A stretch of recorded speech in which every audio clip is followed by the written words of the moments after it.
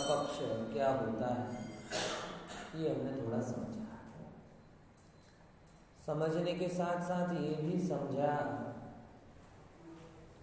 कि भगवान आत्मा कथनचित वाच्य है और कथनचित अवाच्य। सर्वथा वाच्य हो जाए तो अनुभव की जरूरत ही ना पड़े, और सर्वथा अवाच्य हो जाए तो फिर ग्रंथ लिखने की आवश्यकता आई। क्या में बात, सर्वथा वाच्य हो जाए यानी जो कुछ है, तो जैसे सुमेरु पर्वत को कहकर हम सिखा देते कि नहीं सिखा देते कि सुमेरु पर्वत जमीन पर भद्रसाल वन, ऊपर नंदन वन, फिर सोमनाथ वन, इतनी कटनी, इतना ये, इतना वो, वगैरह वगैरह। तो जैसे सुमेरु पर्वत को नक्शों से समझा दिया जाता है, ऐसे आत्मा को भी नक्शों से समझा देते, झंझट खत्म, कोई प्रश्न ही नहीं, कोई समस्या ही नहीं। लेकिन कितना भी सर्वज्ञ भगवान भी जिसे नहीं समझा पाए, ये क्या बताता है कि हमें समझने से क्या लाभ, ये नहीं बताता। क्योंकि क्या लाभ वाला प्रश्न तो दूसरी समझना, कि पूरी तरीके से वो भी नहीं समझा पाए, लेकिन संकेत जरूर किया, इशारा जरूर किया कि आत्मा ऐसा, और भरपूर किया। खरेखर मुझे तो एक गुनगुन आचार्य देव की महिमा आती है, एक शब्द में समझ में आने वाला जो ज्ञायक भाव है, उसके ऊपर 415 गाथा लिखा, कितना विस्तार। अमृतचंद्र आचार्य, उसके ऊपर टीकाएं लिखी। कहीं इसके लिए एक उनके अंदर में भाव रहा होगा, ऐसा ना हो कि हम लिखे नहीं तो लोग इसे अप्रयोजनभूत समझ लें। उन्हें पता होगा कि आगामी काल में लोकशाही आने वाली है, बहुमत चलेगा। क्या चलेगा? बहुमत चलेगा। और बहुमत चलेगा तो लोग देखेंगे कि भैया प्रथमान योग में बहुमत है, करणान योग में बहुमत है। बहुमत मतलब बहुत ग्रंथ हैं, शरणान योग के बहुत ग्रंथ हैं, वैराग्य के बहुत ग्रंथ हैं, आध्यात्म के कोई ग्रंथ ही नहीं। आज फिर आवाज की समस्या है, इसमें ही मैसेज चालू हो गया। और कल वाली बहन की आवाज आप चेक करके देख लो ना, इनका क्या है। हाँ, कोई है मोबाइल में धनी, हाँ हाँ बाहर देनी चेक कर लो, बराबर ना। ओम। हाँ, तो मैं आपको बात बता रहा था कि भविष्य में उन्हें शायद लगा कि लोकतंत्र का जमाना आने वाला है, और लोकतंत्र के जमाने में हर चीज बहुमत से निर्धारित की जाएगी। तो अवाच्य को भी कह दिया, भले ही बहुमत नहीं आए लेकिन एक उपस्थिति तो आए, कि गुजरात में आम आदमी पार्टी आ गई, सीट भले ही कम आई हो। अपन क्या कहते हैं, उपस्थिति तो हुई। ये सच में कई बार जब मैं थोड़ा ध्यान के दृष्टिकोण से ग्रंथों को देखता हूं तो लगता है ध्यान के ग्रंथ भी लिखा जाना, अनुभव के ग्रंथ भी लिखे जाना, इसके पीछे आचार्यों का ये लक्ष्य जरूर होगा। क्योंकि आगे के लोग बड़े ढीठ टाइप के हैं, बोलते वो अगर जरूरी होता तो आचार्य लिख के नहीं जाते। बताओ, उसके लिए मैं हमेशा ऐसे कहता हूं, जब एक बार मेरे मित्र ने ऐसी बात कही थी, इतने कम ग्रंथ क्यों है? करणान योग पे देखो धबला, जय धबला, महाधबला है। चरणान योग पे देखो 44 प्रकार के शाखाचार, इस पे न्याय पे इतने, इस पे ग्रंथ क्यों नहीं लिखे गए? मैंने ये तो समाज, ये तो YouTube आ गया तो रोटी कैसे बनाई जाती इसके वीडियो भी मार्केट में आ गए। बाकी तो हजारों साल से रोटी बनाई जाती थी, रोटी खाई जाती थी। एक भी पांडुलिपि बता दे जिसमें ये लिखा होगी रोटी कैसी बनाई जाती है। तू ही रिसर्च का विद्यार्थी है, मैं भी रिसर्च का विद्यार्थी हूँ।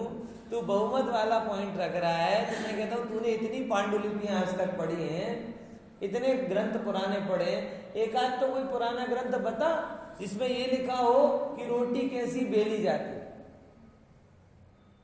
लिखित एविडेंस। अब अगर इसका लिखित एविडेंस नहीं है तो क्या ये हम कह सकते कि पहले के लोग रोटी नहीं खाते थे, हवा खाते थे? है भाई, अनुभव तो जीव का, साधुचर्या का, धर्म का प्राण है। अब श्वास कैसे ली जाती है इसके बारे में क्या ग्रंथ लिखे, रोटी कैसे बनाई जाती है इसके बारे में क्या ग्रंथ लिखे, चला कैसे जाता है इसके बारे में क्या ग्रंथ लिखे, सारी अजायबियों के बारे में ग्रंथ लिखेगा। सहजता की चीजों के बारे में ग्रंथ नहीं लिखेगा। पर ये है, ये जो अनुभव है ना, अनुभव ये अजायबी नहीं है, ये सहज है, ये श्रृंगार नहीं है, ये आत्मा है। इसीलिए आचार्यों ने फिर भी बहुमत में तो नहीं लिखा सकता, क्योंकि आत्मा के बारे में बहुत लिखा ही नहीं जा सकता। आत्मा के बारे में बहुत लिखा ही नहीं जा सकता, लेकिन फिर भी जितनी हिम्मत हुई उतना उन्होंने भरपूर लिखने का प्रयास किया, जिससे अज्ञानी को उपस्थिति मिले, ज्ञानी को मार्गदर्शन मिले, बराबर, जो जिज्ञासु है उनको मार्गदर्शन मिले और ज्ञानी को स्मृति मिले। तीन चीजें। क्या बोला? अज्ञानी जीव को प्रेजेंस मिले कि नहीं, ये भी एक विषय है। जिज्ञासु को क्या मिले? मार्गदर्शन मिले। और जो ज्ञानी है, आत्मानुभवी जीव है, उनको स्मृति मिले, विशेष भाषित हो। इसलिए अल्प स्वल्प ग्रंथ भी लिखे हैं जो स्वानुभव के लक्ष्य से, वो भी लिखना व्यर्थ है। एक्चुअल में देखा जाए कि वो भी लिखने पर भी जिस वस्तु के लिए लिखे जा रहे हैं वो ध्यान में आती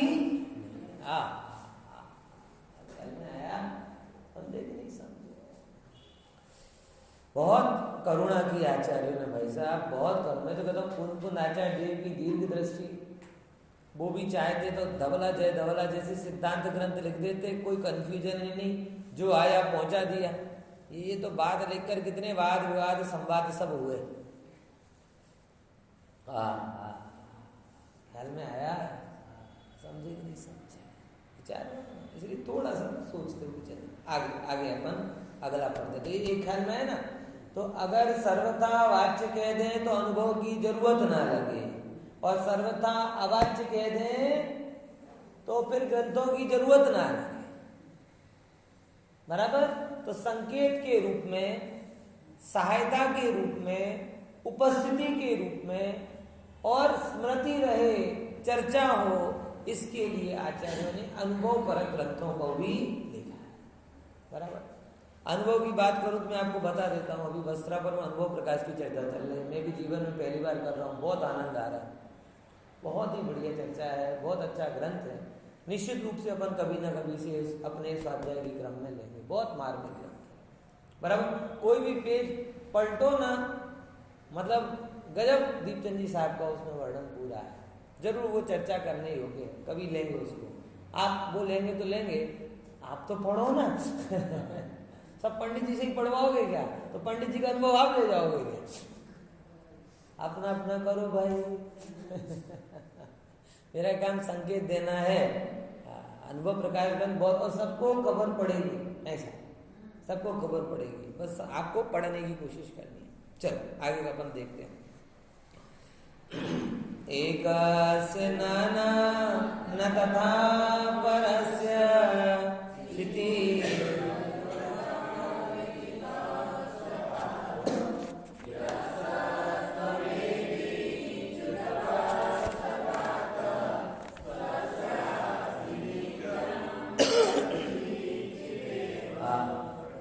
देखो, एक है नाना और एक है एक।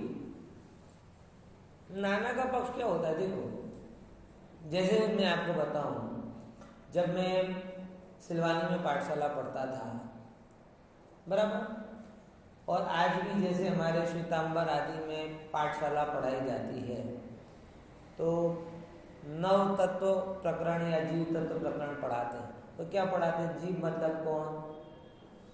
बोले जीव मतलब जीव के भेद याद करो। जीव के भेद याद करो तो कैसे?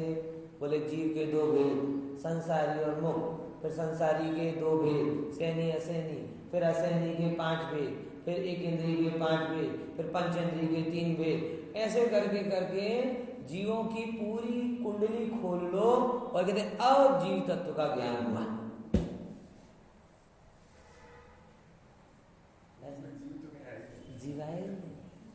जीव और शरीर की जो एक रूप अवस्था होती है व्यवहार से, आसमान जाति पर्याय, उसकी गिनती कर ली और बोला जीव तत्व का ज्ञान पूरा हो गया है।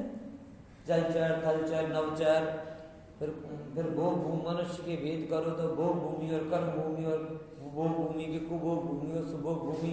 फिर कर्म भूमि में जाओ तो आर्य और मिलेच्छ, और आर्य के ये आर्य और वो आर्य, इतने भेद हैं। पढ़ो पढ़ो पढ़ो, पूरी जिंदगी पढ़ते पढ़ते रह जाओगे तो भी ना जाने कितने भेद छूट जाए। मतलब मैं तो जब पढ़ता था तो मुझे ऐसा लगता था कि कहीं ना कहीं वो जूलॉजी पढ़ाई जा रही है। वो जूलॉजी नहीं पढ़ाते, एक कोर्स किए, बहु कोर्स किए, अमीबा, पैरामीशियम, ऐसा वैसा वगैरह पढ़ते थे। मगर भाई ये नाना पने का पक्ष किस काम का, जब उसमें आपको एक नहीं दिख रहा।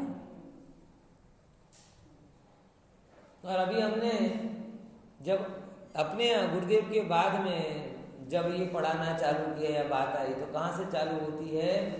आत्मा एक होती है। आत्मा किसे कहते हैं? ज्ञानानंद स्वभावी जीव तत्व को आत्मा कहते हैं। समझ में आया?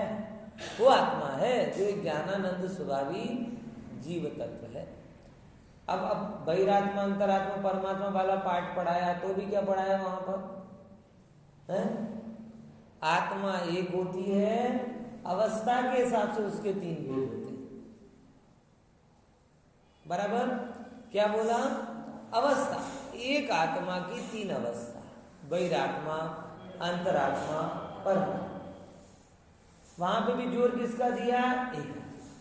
यानी 2 बात। अब देखो भेद तो बहुत सारे हैं। गुण स्थान के हिसाब से भेद करने जाओ तो, जीव स्थान के हिसाब से भेद करने जाओ तो, मार्गणा स्थान के हिसाब से भेद करने जाओ तो, ये पूरा षटखंडागम किसका वर्णन है? बोले जीव तत्व का सत संख्या, क्षेत्र, स्पर्शन, कालांतर आदि की अपेक्षा से। देखो समझना, 3 दृष्टिकोण अपने सामने आते हैं। करणान योग भेद कर करके बताता। चरणान योग जब भेद करता है तो ये कहता है कि जीव स्थान जानकर जीवों की रक्षा करनी चाहिए। परमम नाणम ततोदया, कि पहले क्या करो? ज्ञान करोगे, ज्ञान नहीं करोगे तो रक्षा कैसे करोगे? समझ में आया? करणान योग जिज्ञासा शांत करता है, चरणान योग दया पालन करवाता है, और द्रव्यान योग श्रद्धान कराता है।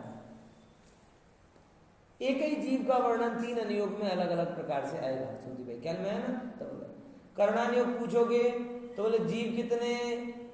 बोले कि यहाँ पे इतने असंख्यात जीव होते हैं, वहां उतने असंख्यात जीव होते हैं, फलाना। ये जो प्रश्न है ना, जो प्राथमिक प्रश्न होते हैं हमारे लिए, जैसे वैद्य कई बार पूछती है अहमदाबाद कितने किलोमीटर में है, उसकी पॉपुलेशन कितनी है। अरे तुझे करना क्या है? नहीं बताओ, जानना है।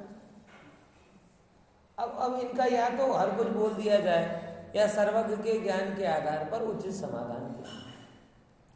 कोई लेना देना नहीं है। मैं तो यहाँ स्पष्ट कहता हूं कि जगत में एक ही जीव है, वो मैं। लेकिन ये उत्तर श्रद्धान के दृष्टिकोण से बराबर है, जिज्ञासा के समाधान के लिए नहीं। इसलिए वो जब जिज्ञासा का समाधान करना हो तो आपको करणान योग ही पढ़ना पड़ेगा। वो बताएगा हर सगय जीव कितने, हर गुणस्थान में जीव कितने, छठे गुणस्थान में कितने जीव रहेंगे, तीसरे में कितने रहेंगे, पहले में कितने रहेंगे, 7वें में कितने रहेंगे, 6 से 13वें तक कितने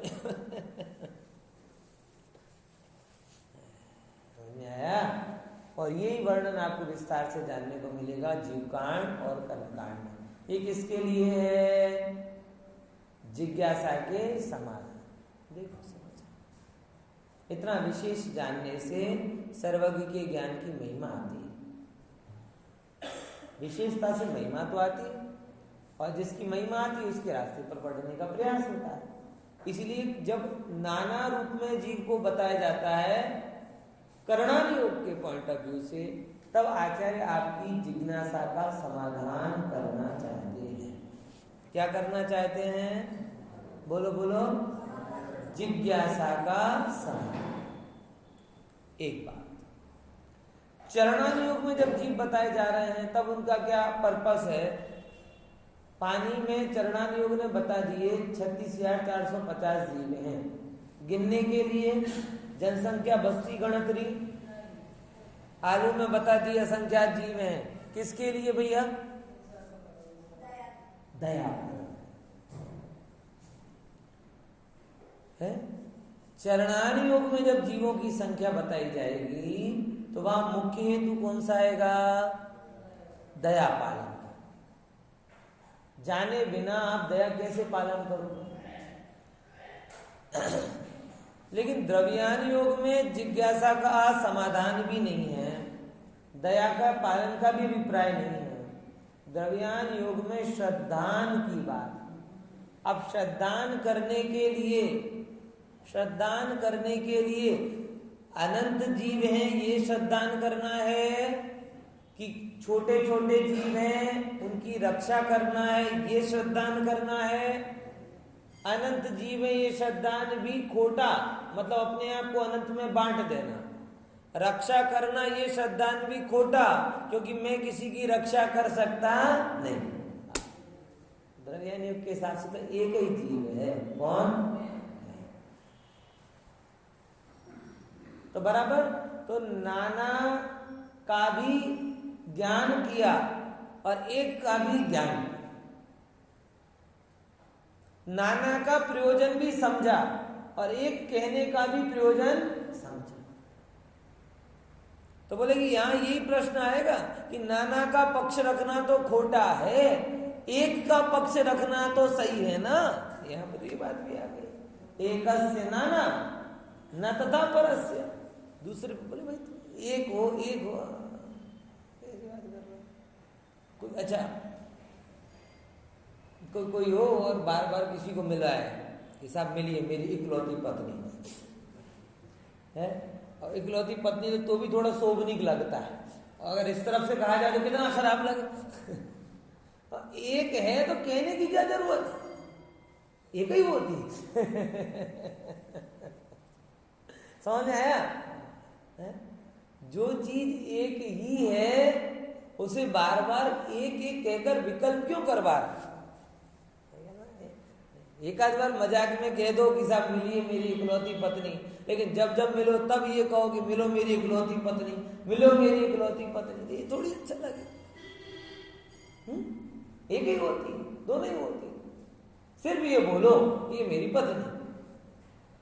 वो एक शब्द जोड़ना पत्नी पने का क्या कहते हैं, महिमा मंडित कर रहा है कि महिमा को खंडित कर रहा है? इतनी सी बात बताओ बस। है आप ये मेरी एक पत्नी है, एक शब्द जो आपने जोड़ा ये उसकी महिमा को मंडित कर रहा है कि खंडित कर रहा है? कोई भी प्रश्न करता, कैसी बातें करते हो, एक ही तो होती, तुम चक्रवर्ती हो क्या? चौथे काल में हो क्या? ऐसे एक बोलना भी एक आत्मा की महिमा को खंडित करती। एक बोलने क्यों? ये कोई पार्टीशन की बात थोड़ी है कि किसी की अनेकों, किसी सबकी ही बात है। और जब एक की बात करते हैं तो हमें वहां ये समझना चाहिए कि एक ही शरण है। वो एकत्व बोलकर गिनाने का भाव नहीं होना चाहिए, वो एकत्व बोलकर शरण लेने का भाव होना चाहिए। इसका भाव शरण लेने का। ये जो जीव है ना, ये एक कह रहा है, एक कह रहा है, एक कह रहा है, या तो ये कई बार प्रमादी है। क्या प्रमादी है? इसे करना सुनाने जाओ और इसकी बुद्धि चलती नहीं है, चलती नहीं, वो अलग ऑप्शन, चलाना चाहता नहीं है, ये पहली समस्या। तो क्या कर देगा? एक का पग। अब इतने भेद करके क्या करना? इतने भेद करके क्या करना? अच्छा, ये भेद करने का बुरा बोलता है, और भोजन में कितने भेद करता है। आज चाइनीज है कि पंजाबी, आज मैक्सिकन है कि राजस्थानी है, आज गुजराती है कि क्या। ये जो एक का पक्ष बोल रहा है, भोजन में अनेक प्रकार की वानगियां चाहिए, इसे टीवी में अनेक प्रकार के चैनल चाहिए है, बोलो, पहनने के लिए अनेक प्रकार के कपड़े चाहिए। एक का पक्ष होता तो कोई दिक्कत नहीं थी ना, लेकिन इसे सब जगह तो अनेक अनेक अनेक अनेक अनेक चाहिए। कई बार एक मैंने यही बोला कि मेरे एक मित्र ने मेरे से पूछा कि भाई इतने ज्यादा विस्तार क्यों करते हो, विस्तार अलग अलग तरीके से एक ही बात बता देते ना। सही है, एक बात में तू समझ जाता तो बढ़िया, लेकिन तू अपने कपड़े देखना, कितने मौसम के कितने प्रकार के कपड़े। अपने भोजन को देखना, कितने प्रकार का भोजन। अपने संबंधों को देखना, कितने प्रकार के संबंध। अपने कॉन्टेक्ट लिस्ट को देखना, कितने प्रकार के कॉन्टेक्ट। अपने परिणामों को देखना, कितने प्रकार के परिणाम। जगत में सब जगह अनेक अनेक अनेक अनेकता दिख रही है, बराबर, और वो तुझे लुभा रही है। एक प्रकार का भोजन मिला बोले नहीं, एक प्रकार साधु भोजन, नाना प्रकार का भोजन मिले, हाँ सब नाना प्रकार के भोजन में क्या है, एकता है कि अनेकता। ये नाना जो કે સરસ રજવાડી ભોજન, રજવાડી ભોજનમાં શું રજવાડી છે? નાના નાના વાનગીઓ। रजवाड़ी भोजन में रजवाड़ी क्या है? अगर देखा जाए मूल तत्व के हिसाब से देखा जाए तो अधिकतर जितने भी वस्तुएं हैं अगर अन्य में होंगी तो मोटा भागे गेहूं और चने की बनेगी, मोटा भागे। अब वो आप दो थोड़ा बहुत मिक्स कर दो अलग, फरसाण होगा वो चने का बनेगा, मिष्ठान होगा वो शक्कर का बनेगा। सामान्य रूप में तो सब एक ही है, तो वो रजवाड़ी क्यों हो गया? सब रजवाड़ी किसके कारण हुआ? नानापन। तो जो लोग थोड़े प्रमादी से हो जाते हैं, दुनिया में तो चार आंखों से देखते हैं, और भगवान आत्मा की बात दो आंख से भी नहीं सुनना चाहते। बोलती आंखें आधी खुली हो आधी बंद, इतने में ही काम हो जाएगा।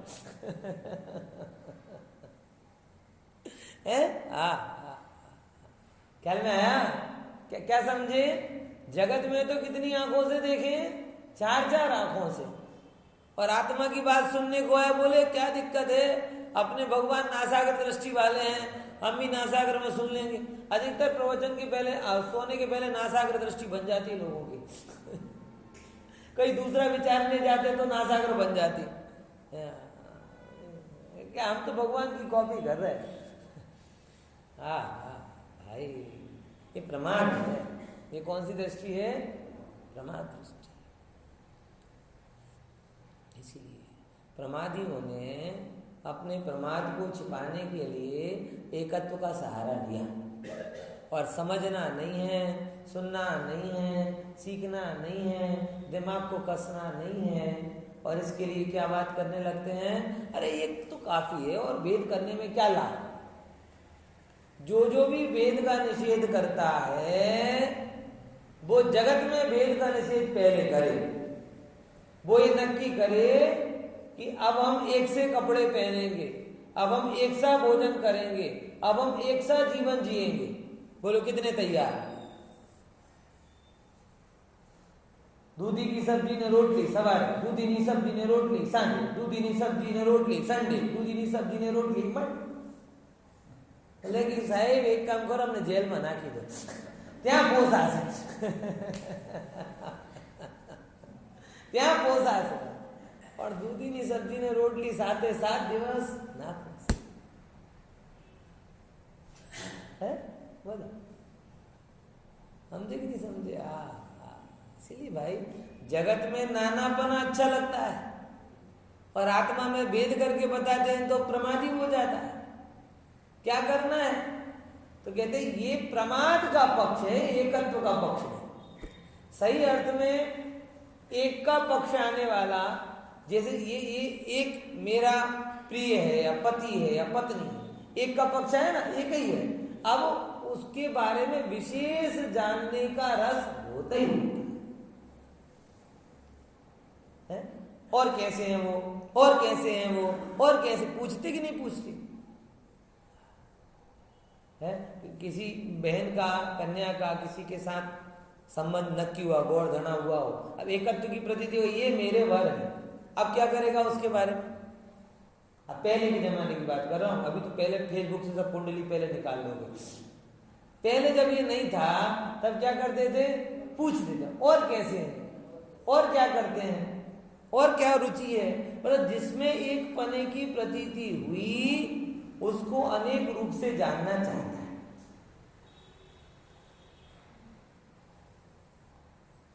समझ में आया? जिसमें एक पने की प्रतीति हुई वो उसका जानना टकता नहीं है, अनेकों अनेकों रूप से वो जानना चाहता है।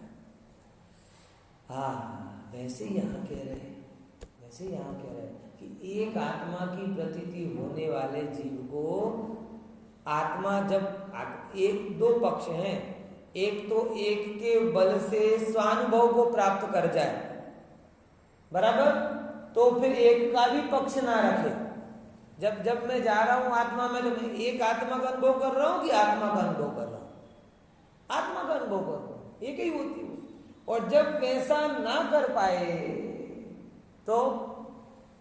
तो अलग अलग प्रकार से जानता है, बराबर ख्याल में। तो एक का पक्ष कब बुरा हो जाता है? जब कोई का पक्ष प्रमाद उत्पन्न करे। ऐसे चरणानी योग का पालन में भी एक का पक्ष बहुत ज्यादा बाधक बनता है। आप समझो जरा, चरणानी योग के पालन में एक नियम होता है कि हिंसा के दोष को इंद्रिय के संयोग से गिना जाता है। फिर क्या बोला? हिंसा के दोष को इंद्रिय के संयोग से गिना जाता है। मतलब सरल है कि अगर एक इंद्रिय जीव कोई है तो उसकी हिंसा का दोष कम गिना जाएगा, और पंचेंद्रिय कोई जीव है तो उसकी हिंसा का दोष अधिक गिना जाएगा।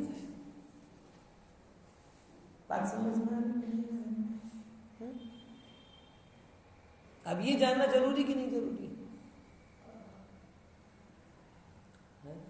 मैंने कई बार आपको घटना बताई कि मेरा एक मित्र था जैन, वो आलू खाता था। उसका एक मित्र था, वो मुसलमान था। तो उसने एक बार उसको बड़ा कंफ्यूज कर दिया। बोले तुम भले कुछ भी करते हो लेकिन तुम हमसे ज्यादा पाप करते हो। क्यों? बोले हमने तो एक मुर्गा खाया, तुमने आलू खाए ना, मतलब तुम्हारे हिसाब से तुमने अनंत जीव खाया। अब वो घबरा गया। बोले भाई मुझे पता है कि मैं आलू खाता हूं, पाप करता हूं, क्या मैं इतना बड़ा पाप करता हूं? जी समझ में आया? मुझे ये पता है कि मैं गलत कर रहा हूं, मैं जैन हूं, मुझे आलू नहीं खाने चाहिए। लेकिन उसने जो बोला वो भी बात तो सही है। कह रहा है कि भाई हम एक को खा रहे हैं और तुम अनेक को खा रहे हो, तो इससे बेहतर ये है कि एक को ही खा लो। ये गड़बड़ है। क्यों? मैंने उसको समझाया, अगली बार मिले तुम बताना कि भाई एक जीव और अनेक जीव की कल्पना तुम किस पॉइंट ऑफ व्यू से कर रहे हो, जैन धर्म के हिसाब से कर रहे हो कि विज्ञान के हिसाब से कर रहे हो? पहले नक्की तो करो कि पैसे देना है तो किस में देना है, डॉलर में देना है कि पाउंड में देना है, कि पेपर किसका है, हिंदी का है कि इंग्लिश का, किसका? तो तुम जो एक जीव और अनेक जीव का कर रहे हो कैलकुलेशन, वो किसके पॉइंट ऑफ व्यू से कर रहे हो? विज्ञान के हिसाब से। तो विज्ञान के हिसाब से वो जीव है और ये वनस्पति, इसमें जीव नहीं है विज्ञान के हिसाब से, बराबर। और अगर जैन धर्म के हिसाब से कर रहे हो तो इसमें एक जीव, जिसे हम बोले असंख्यात जीव है, तो एक इंद्रिय असंख्यात है और जैन धर्म तो ये कहता है कि मांस के एक एक टुकड़े में उसी जाति के अनंत जीव हैं, तो अनंत अनंत बराबर है। तुम ये मान रहे एक जीव का घात नहीं कर रहे तुम, अगर जैन धर्म के हिसाब से देख रहे हो तो तुम अनंत जीव का घात कर रहे हो। इसीलिए भले ही एक इंद्रिय जीव का घात है, उससे अनंत गुना पाप ये द्विंद्रिय, तीन इंद्रिय, चौइंद्रिय आदि जीवों के घात में होता है। अब ये जो पाप का अंतर है ये एक पने के आधार पर होगा कि नाना पने के आधार पर होगा? है नाना पने। हम बाकी दिन दूध ही खाते हैं, अष्टमी चौदस के दिन दूध ही भी नहीं खाते। बोले कोई कहता क्या क्या फर्क पड़ा भैया? बोले बाकी एक वनस्पति थी, अभी हमें एक भी का भी नहीं करना, और आलू प्याज कभी नहीं खाते हैं क्योंकि उसमें अनंत जीव हो रहे। फास्ट फूड वगैरह कई बार नहीं खाते, क्यों? क्योंकि उसमें त्रस जीव है। अब गजब है, अब ये नहीं जानोगे तो समस्या है। अष्टमी के दिन दूधी तो छोड़ दोगे और टमाटा पकड़ लोगे, जबकि दूधी में एक जीव है और टमाटा में असंख्य जीव है।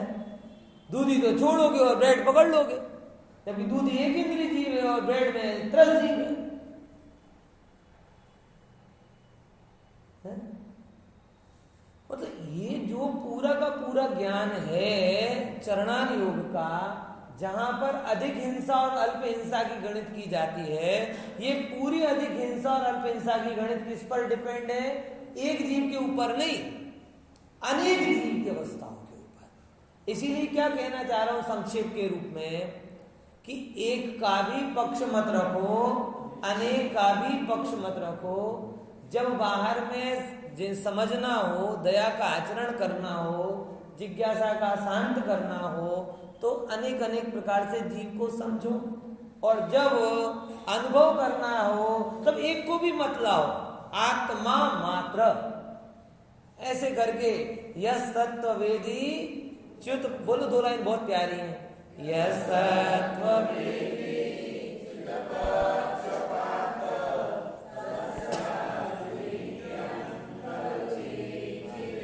जिस पात्र जीव को दयादि के शुभ राग भी समाप्त हो गए, जिस पात्र जीव को ज्ञान के विकल्प के जैसी जीव की अनेक अनेक अवस्था भी समाप्त हो गई, जिस पात्र जीव को एकत्व का पक्ष भी छूट गया, ऐसा सुपात्र एकत्व के पक्ष को भी छोड़ता, अनेकत्व के पक्ष को भी छोड़ता, और एकत्व के पक्ष का जो फल ऐसे ज्ञायक भाव की अनुभूति कर विशेष